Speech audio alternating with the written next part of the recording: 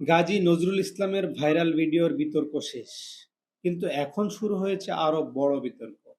এই ঘটনা কি জামাতের সাংগঠনিক দুর্বলতার আয়না?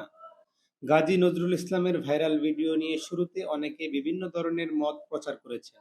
কেউ বলেছেন এটা এআই দ্বারা নির্মিত, কেউ বলেছেন বিদেশি রাষ্ট্রের ষড়যন্ত্র। কিন্তু পরবর্তী তথ্যের ভিত্তিতে বিষয়টি ভিন্নভাবে আমাদের সামনে এসেছে। এখান থেকেই প্রথম শিক্ষা। প্রমাণ ছাড়া যেমনিভাবে কোনো ঘটনার ব্যাখ্যা দেওয়া ভুল, তেমনিভাবে রাজনৈতিক অন্ধ আনুগত্যের কারণে যাচাই বাছাই করা ছাড়া কোনো খবর প্রচার করাও ভুল। কিন্তু আমার কাছে বড় প্রশ্ন অন্য জায়গায়। সাম্প্রতিক সময়ে ব্যারিস্টার আরমান সাহেবের মোবাইল ফোন প্রতারণার মাধ্যমে হারিয়ে যাওয়ার ঘটনা, দেশের বিভিন্ন স্থানে জামাত নেতৃবৃন্দর গাড়িবহরে হামলার অভিযোগ এবং নজরুল ইসলামের ঘটনাকে একসাথে দেখলে প্রশ্ন উঠছে, একটি বড় রাজনৈতিক দলের নিরাপত্তা, সাইবার সচেতনতা ও সংকট মোকাবেলার সক্ষমতা কতটা শক্তিশালী?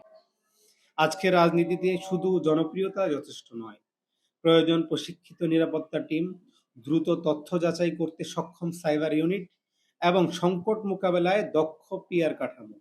এইসব বিষয়ে ঘাটতি থাকলে যে কোনো দলই বরাবর একই ধরনের সমস্যায় পড়তে পারে। জামায়াতের ব্যাপারে জনসম্মুখে আরও একটি প্রশ্ন এসেছে, পেশাদার জনবলকে যথেষ্ট গুরুত্ব দেওয়া হচ্ছে নাকি সীমিত আস্থার বলয়ে অতিরিক্ত নির্ভরশীলতা রয়েছে? এই ধরনের অভিযোগ নতুন নয়। একটি দল চাইলেই কার্যকর প্রাতিষ্ঠানিক সংস্কারের মাধ্যমে এর জবাব দিতে পারে। গাজী নজরুল ইসলামের বহিষ্কার সিদ্ধান্ত একটি জামাতের সাংগঠনিক বার্তা হতে পারে, কিন্তু দীর্ঘমেয়াদে জামাতের আসল পরীক্ষা হবে নেতৃত্ব, নিরাপত্তা, প্রযুক্তি সচেতনতা এবং জবাবদিহিতে কি ধরনের বাস্তব পরিবর্তন আসে সেই বিষয়ের উপর।